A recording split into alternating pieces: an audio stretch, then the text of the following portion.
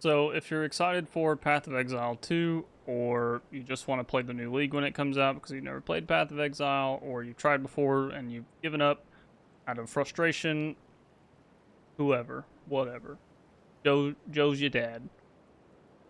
Let me help you out.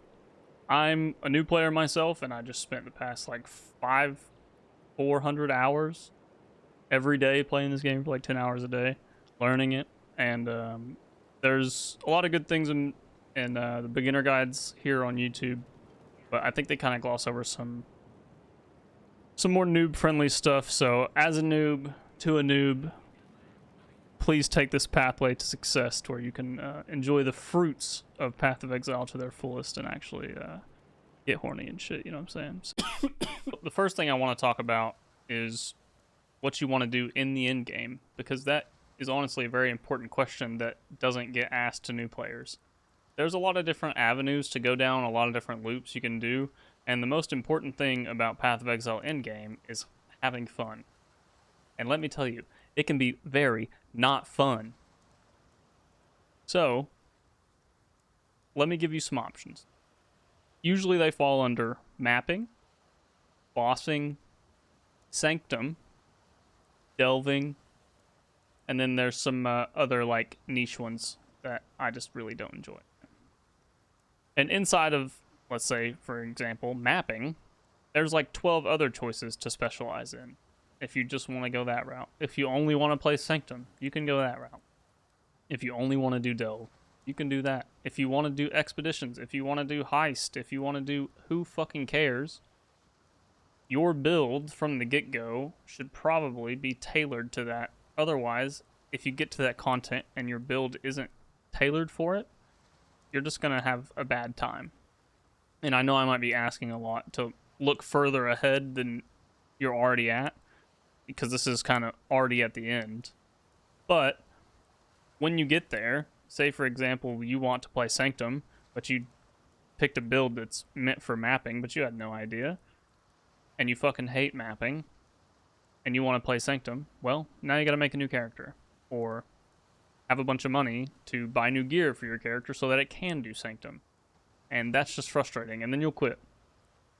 And I want you to actually be able to see the good parts of the game and have a better experience than I did and maybe other people have. Hopefully you picked a build you like that revolves around some sort of in-game loop you think you'll enjoy, and now you're in the campaign. The campaign is vastly different from the end game, and your character and the skills that you use might not even reflect the end game build that you're planning for. So don't be alarmed if you're going through the campaign and you're like, dude, what the fuck? I haven't seen this skill that I'm supposed to be using. Sometimes for your build, you are not going to get to see the fruits of that build even start until you beat the campaign. So your build guide will have typically a leveling guide on top of it, because the skills and gear you use there are just to get you through the campaign, to get to the end game to where you have access to all the things that you need to make your build work. With all the previous stuff in mind, let's actually talk some quality of life now. A common problem you're going to run into is you're going to try to cast a spell over here. Oh, there's my mouse. And you're going to walk. And you're going to walk. And you don't want to walk. You're tired of walking, Grandpa. Well, it's too damn bad. If you click on the skill that's making you walk, you can click this little button, Baba Booey, and now it will cast it at its range. Easy money. The next thing is turning on your UI for health bars. Hit escape, go to options, UI, click a bunch of stuff, turn it on. It'll save you so much trouble trying to find all the shit that's on the ground and in front of you, I promise. Now let's talk a little bit of campaign crafting. This is not to reflect in-game crafting, this is just to give you some brief familiarity with the crafting system so that you can turn the dog shit you get off the ground into something usable for the campaign. So here are some basic currencies that you will find throughout the campaign, and you will use those to do crafting on your gear. People call them currencies, they're also crafting materials. So say for instance you find this white pair of gloves on the ground. Holy fuck, what the hell am I supposed to do with a white pair of gloves? Well, if you found an Orb of Transmutation, the Spider Boy, you can turn it into a magic item. And if you found an Orb of Alteration, you can re-roll the magic stats. Say, for instance, even after that, you found a Regal Orb. Holy fuck. Upgrades a magic item to a rare item. Boom. Now you've got a rare item. You just turned a white item you found on the ground into a rare item.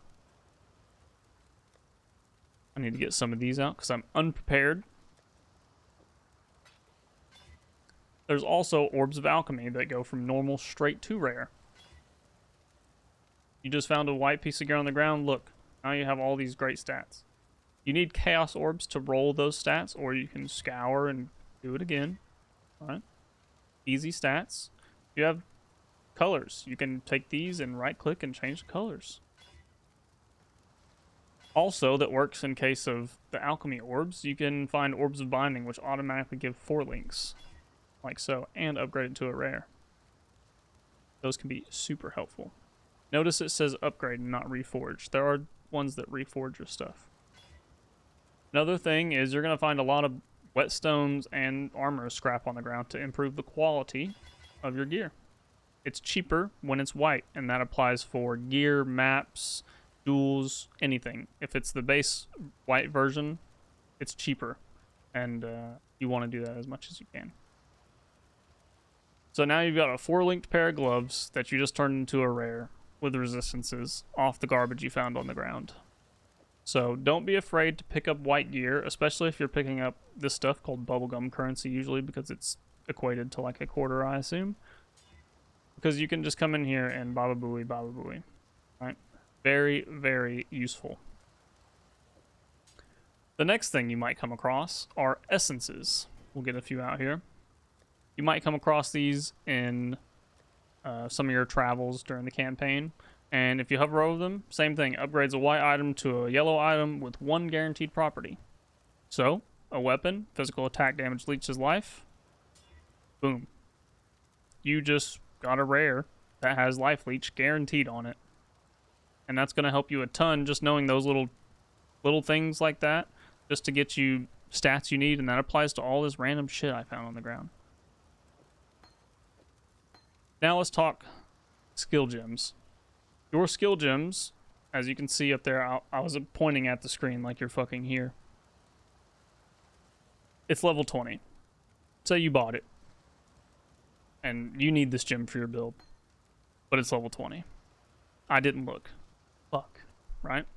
Not fuck. You can take an Orb of Regret or an Orb of Scouring. They do 1 level or all levels. If you go to a trader, take your little... Oh, wrong one. Take your little gem, put it in there. Take 1 Orb of Regret, and look, you get the gem back at level 1. Here, level 17. Here, it's level 1. What little help I can offer. Now, if you use, this one's 13. If you use an Orb of Scouring in there, instead, it only drops it by 1 level. So if you level up a piece of, or level up a skill gem and you can't wear that skill gem anymore because of its requirements, come to the vendor and do this, and it'll save you a lot of hassle. So what are good things to roll on your gear? There's a lot of different shit that's going to show up, and you're not going to know what half of it is. If you hit C and go to defense, fire, cold, and lightning resistance are very important. You want to get those 3 to 75 as fast as possible. That's what's res cap, and that is going to keep you from getting one-tapped from another zip code by some Johnny, right?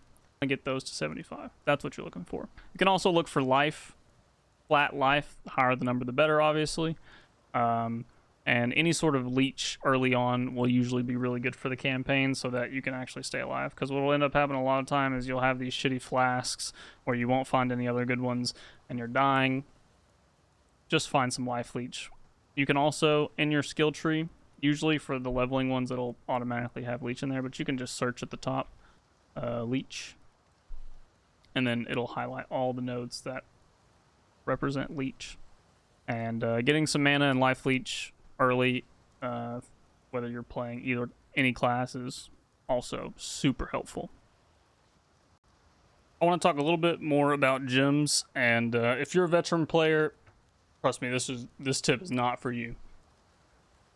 Circle gems are support gems. Non-circle gems are skill gems. You support skill gems with support gems. Tracking? Just because a skill gem is red does not mean that you can't use a blue support gem. The colors only correlate to the slots that you can put them in, not to their effectiveness. If you have a support gem and you want to see if it works on any of your skills, you hover over it. At the very top left there, you can see that it works with Molten Strike, but does not work with Stormblast Mine. So if I had a blue socket in my helmet to mix with the red one, I could put it in there. I know it seems simple, but I'm an idiot, and I'm sure a lot of you are as well.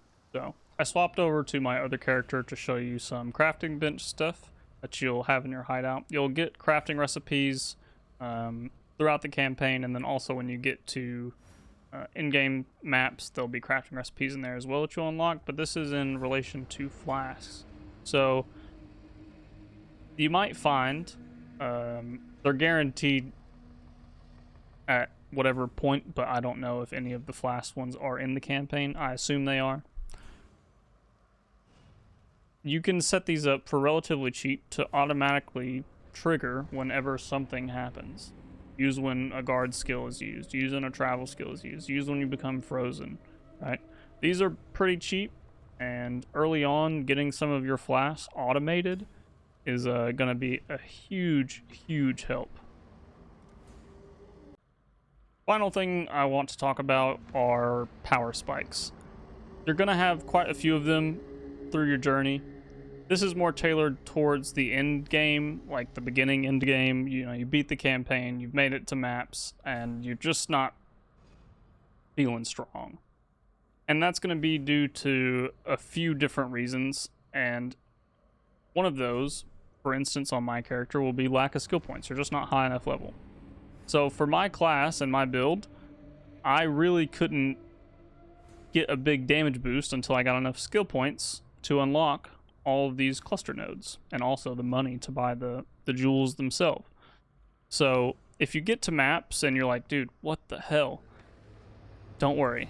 It's going to take time because you need to get skill points. Make sure to go back and do your optional quests for those skill points, and make sure to do your labyrinth and get all those skill points. And then it's just grinding XP after that to get skill points. There's also going to be power spikes in terms of gear. I needed this ring for a long time to get a really big power spike to be able to push forward into content, but it was expensive for a new player like me. It was 60 divine orbs, which took me a long time to farm, and also gifted some from people in Twitch chat or whatever. You know, a divine here, a divine there, you know, stealing it from their floor and their maps, you know what I'm saying? But you're gonna have to wait until you find items that you need, or until you get skill points, or until you get flasks, or whatever. There's gonna be a lot of different power spikes, so if you're not feeling powerful, it's probably because you need to get something.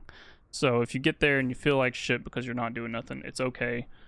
There's going to be several stages of plateauing and kind of figuring out what your next move is. In summary, make sure to get your resistances to 75. Pick a build that is tailored to in-game content that you want to play or you think you'll enjoy.